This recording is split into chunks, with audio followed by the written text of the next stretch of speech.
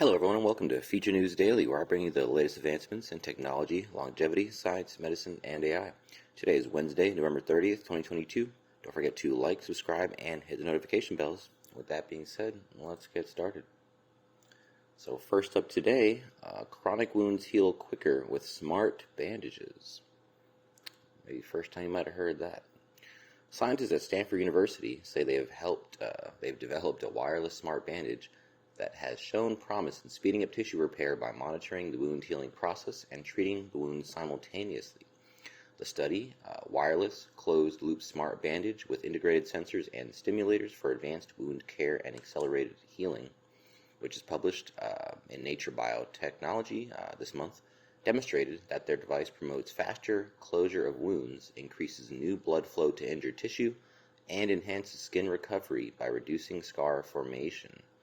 So I guess this is also playing into remember if you had listened to our video a few weeks ago, the stretchable display skin-like computer thing they were working on clearly plays into this as well. I'm sure we'll read into that more below, but I just wanted to preface that there are some technology prerequisites are in here basically.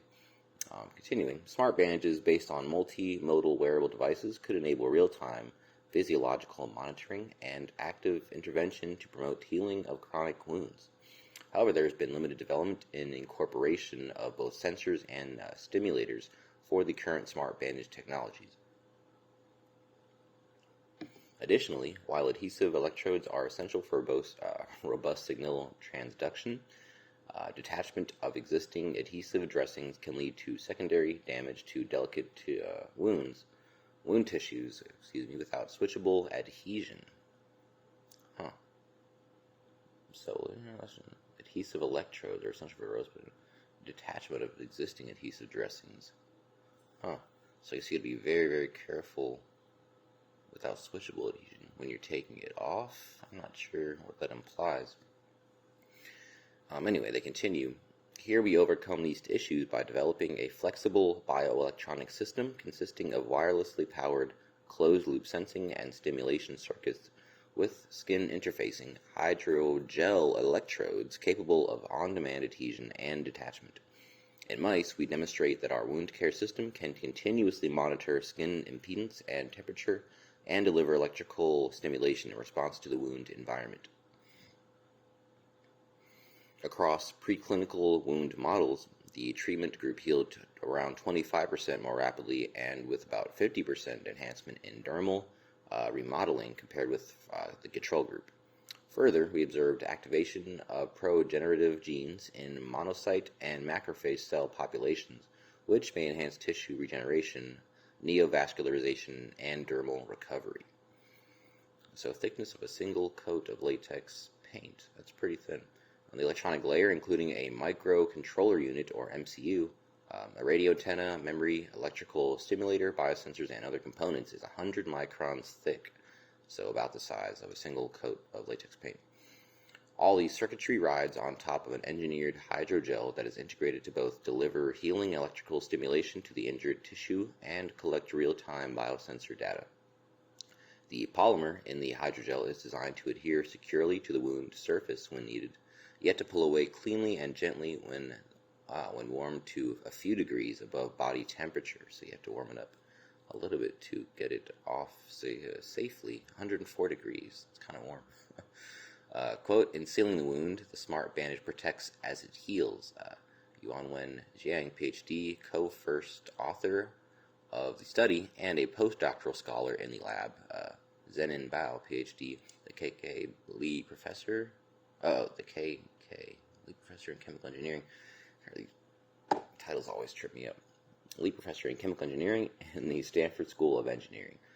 Quote, but it is not a passive tool, it is an active healing device that could transform the standard of care in the treatment of chronic wounds. So electrical stimulation, also known as galvanotaxis, has been previously reported to accelerate the migration of keratinocytes to the wound site. It also limits bacterial infections and prevents the development of biofilms on wound surfaces. to proactively promote tissue growth and help the tissue repair.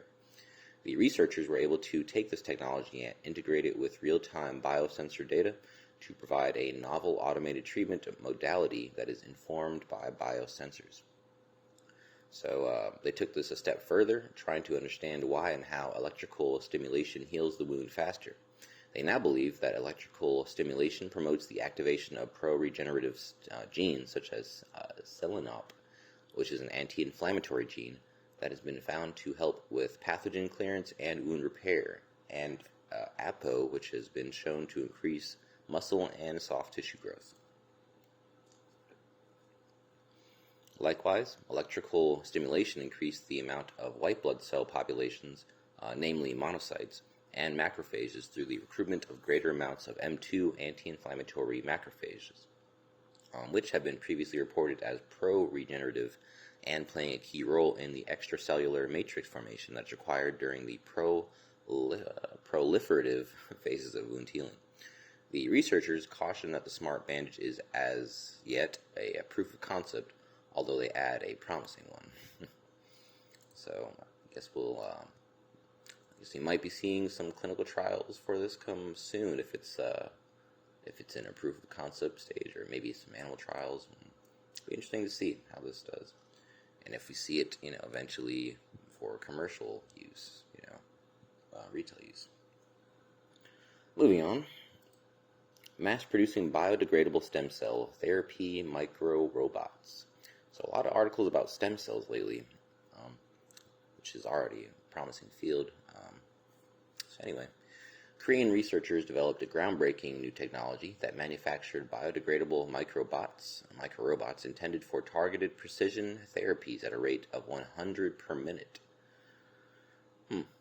So the collaboration with Professor Sung-Won Kim's team at Seoul St. Mary's Hospital, Catholic University of Korea, and Professor Bradley J. Nelson's team at ETH Zurich offers the pharmaceutical sector an innovative approach to treating patients. Microrobots created for minimal invasive targeted precision therapy, which is a method that minimizes the surgical incision area, can be manufactured in several ways. Three-dimensional printing technology like two-photon polymerization triggers polymerization by intersecting two lasers into synthetic resin. However, voxels, which is the pixels created by 3D printing that form the structure, are designed with nanometer level precision and must cured successively. It's a weird sentence. Making production of one microrobot a lengthy process. Another issue is that highly concentrated magnetic nanoparticles contained in the robot can block the light path during the procedure, affecting uniformity of the finished product. To fulfill the need for more efficient techniques, the DGIST team found that flowing a combination of magnetic nanoparticles and gelatin methacrylate into a microfluidic chip, the biodegradable formulation can be cured by light over 10,000 times faster than existing methods, like 2PP, which is a type of 3D printing. Next, the team cultured the microrobot with human nasal turbinated stem cells. The step ensured the stem cells adhere to microrobot surface. Magnetic nanoparticles inside the robot respond to a magnetic field, enabling it to be moved to the chosen target area by technicians using an external electromagnetic field control system. To test the microrobot's navigating capability, a maze-shaped microchannel was built. It took 6 hours for the microrobot to disintegrate. Stem cells proliferated at the site after 21 days. The stem cells were then put into nerve cells to confirm normal differentiation. So the research team also tested whether the stem cells were affected during the journey. Hippocampal neurons taken from a rat embryo were fixed to the surface of the microbot and then cultured on a micro-sized electrode chip. After 28 days, electrical signals were observed from the hippocampal neurons. It was found the stem cells effectively disconnected existing nerve cells at the chosen site, suggesting the experiment is a success. Professor Choi explained, quote, "We expect that the technologies developed through this study, such as a mass production of microrobots, precise operation by electromagnetic fields, and stem cell delivery at differentiation, will dramatically increase the efficiency of targeted precision therapy in the future." The National Science Challenges Support and Network, National Research Foundation of Korea, and Ministry of Science and ICT all aided the delivery of the research. The study was published in the journal Small. Mass-producing biodegradable stem cell therapy microrobots. So I guess it specifically delivers these stem cells to a specific part of the body and delivers them there. So it's like things that, I guess, less invasive therapies, I guess, now that I'm trying to just round out the whole article.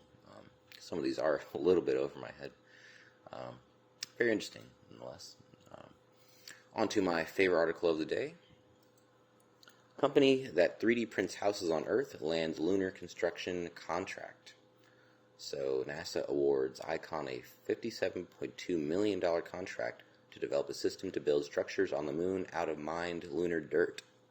So, lunar soil 3D printed houses, or structures. I mean, they gotta live somewhere, so guessing there'll be some houses on there, regardless of whatever else. So, NASA's plan to return astronauts to the moon include giving them somewhere roomier to stay than their own spacecraft. So, the space agency is paying a company that 3D prints home structures on Earth to develop the same technology for lunar use. Under a $57.2 million contract announced Tuesday under NASA's Small Business Innovation Research Program, Austin-based Icon Technology, Inc. will continue previous collaborations with NASA to develop its Project Olympus additive construction concept into a system to build structures on the moon. The raw material for the first structure is already on the moon's surface, which is the soil, or regolith to geologists. NASA's plan for long-term exploration of the moon and eventually Mars rely heavily on generating needed materials and supplies from what's on the ground there already. What it calls in situ resource utilization, instead of shipping everything from Earth. In Icon's idea, robots will mine regolith for processing by Olympus machines into a material that can then be extruded to create structures that you might think of as exceptionally sci-fi sand castles. Icon has been using the same basic concept, but with trucked-in supplies to 3D print parts of houses around Austin. The company is also 3D printing a simulated Mars habitat called Mars Dune Alpha at NASA's Johnson Space Center outside Houston. So NASA, for its part, has already spent years exploring possible uses for 3D printers inside a spacecraft, having flown the first 3D printer to the International Space Station in 2014. I didn't know it was that long ago. To test its ability to manufacture parts and tools as needed. Last year, it launched hardware to the ISS to test 3D printing using simulated regolith. The sight of astronauts leaving boot prints on the moon and then bunking down in a 3D printed shelter remains years off, as we know from, I believe, yesterday. Not too far away, maybe 6 years or so. But on November 16th, NASA took one small step toward that goal by successfully launching its giant space launch system rocket and the Orion capsule atop it on an uncrewed test voyage around the moon. That Artemis 1 mission is now halfway complete, with Orion reaching a distance of nearly 270,000 miles from Earth on Monday. The capsule, with a payload of such test gear as a computer running a version of Amazon's Alexa, is scheduled to splash down in the Pacific on December 11th. Alright, that's all for that one. It's a lot of, I guess, stay tuned for type news. But anyway, moving on. AI invents millions of materials that don't yet exist. So I don't know if this is adding to the periodic table or if it's, I don't know, we'll just have to read. Scientists have developed an artificial intelligence algorithm capable of predicting the structure and properties of more than 31 million materials that do not exist yet. So the AI tool is named Magnet, or Magnet, M3GNet. It looks like of course, backwards, E, Magnet. Could lead to a discovery of new materials with exceptional properties, according to the team from the University of California, San Diego, who created it. So Magnet, which is what I'll be calling it, was able to populate a vast database of yet-to-be synthesized materials instantaneously, which the engineers are already using in their hunt for more energy-dense electrodes for lithium-ion batteries, used in everything from smartphones to electric cars. So the Matterverse.ai database and the Magnet algorithm could potentially expand the exploration space for materials by orders of magnitude. UC San Diego nanoengineering professor Xiuping Ong described Magnet as, quote, an alpha fold for materials, referring to the breakthrough AI algorithm built by Google's DeepMind that can predict protein structures. Quote, we truly believe that the Magnet architecture is a transformative tool that can greatly expand our ability to explore new material chemistries and structures, end quote. The team now plans to significantly expand the number of materials on the database while continuing to investigate which materials may prove useful in assisting future scientific discoveries. It estimated that more than 1 million of the 31 million materials on the Matterverse.ai database are stable enough to use. So I guess some structures don't last more than a couple milliseconds or nanoseconds before they decompose or what have you. So they're saying that 1 million, which would be roughly 3% or so of these materials, are stable enough to use, or in theory create. Pretty short article, but very interesting nonetheless. I guess we'll. Just thought of something. So, for those of you who saw this video, or maybe had this thought as well, one of my hypotheses, or just theories through 3D printing, is that we will inevitably, eventually, figure out or discover, which this thing may have already, new synthetic compounds for 3D printing that are not concrete or any organically derived or non-organic, any earth-derived material that we'll have to dig up and harvest. Essentially, those will be a thing of the past. We will create these new synthetic materials that are stronger, lighter, etc., for housing structures, and I'd be willing to bet that with one of them, or whichever one we end up using, is probably in that database right now. They do. That's all I'm going to say. We will see. Last up for you guys today, AI predicts heart disease risk using single X-ray. So, researchers have developed a deep learning model that uses a single chest X-ray to predict the 10-year risk of death from a heart attack or stroke stemming from atherosclerotic cardiovascular disease. Results of the study were presented today at the annual meeting of the Radiological Society of North America, and that was yesterday, November 29th, that this came out. So, deep learning is an advanced type of artificial intelligence that can be trained to search X-ray images to find patterns associated with disease. Quote, our deep learning model offers a potential solution for population-based opportunistic screening of cardiovascular disease risk using existing chest X-ray images, said the study's leader author, Jacob Weiss, MD, a radiologist affiliated with the Cardiovascular Imaging Research Center at Massachusetts General Hospital and the AI and Medicine program at the Brigham and Women's Hospital in Boston. The quote continues, this type of screening could be used to identify individuals who would benefit from statin medication but are currently untreated. So current guidelines recommend estimating 10-year risk of major adverse cardiovascular disease to established should get a statin for primary prevention. This risk is calculated using the atherosclerotic cardiovascular disease risk score, a statistical model that considers a host of variables including age, sex, race, systolic blood pressure, hypertension treatment, smoking, type 2 diabetes, and blood tests. So statin medication is recommended for patients with a 10-year risk of 7.5% or higher. Quote, the variables necessary to calculate ASCVD are often not available, which makes approaches for population-based screening desirable, Dr. Weiss said. They continue, quote, as chest x-rays are commonly available, our approach may help identify individuals at high risk. Dr. Weiss and a team of researchers trained a deep learning model using a single chest X-ray input. They developed a model known as CXR-CVD risk to predict the risk of death from cardiovascular disease using 147,497 chest X-rays from 40,643 participants. In the prostate, lung, colorectal, and ovarian cancer screening trial, a multi-center randomized controlled trial designed and sponsored by the National Cancer Institute.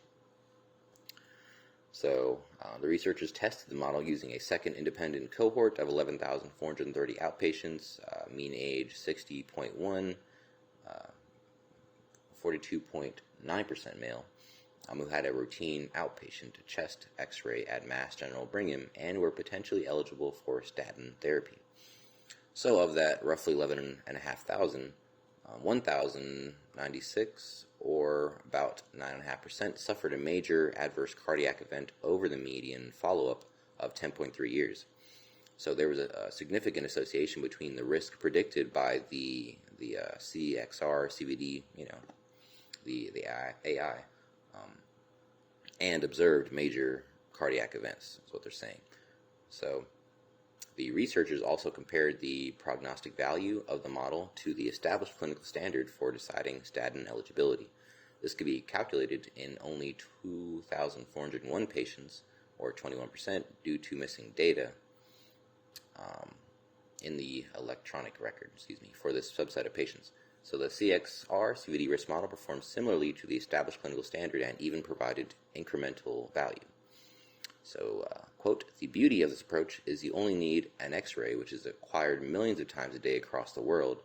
Based on a single existing chest X-ray image, our deep learning model predicts future major adverse cardiovascular events with similar performance and incremental value to the established clinical standard." Dr. Weiss said additional research, including controlled randomized trial, is necessary to validate the deep learning model, which could ultimately serve as a decision support tool for treating physicians. Quote, "What we've shown is a chest X-ray is more than a chest X-ray," Dr. Weiss said. "With an approach like this, we get a quantitative measure which allows us to provide both diagnostic and prognostic information that helps the clinician and the patient." So, very positive data right there, I suppose. Definitely. Alright, well, that is the last one I have for you today. Don't forget this video is for educational purposes only. I will never recommend any investment, solicit your time or money, attempt to contact you on any other platform, or own any rights to the information within this content. And with that being said, thanks for tuning in, and I'll see you in the next one.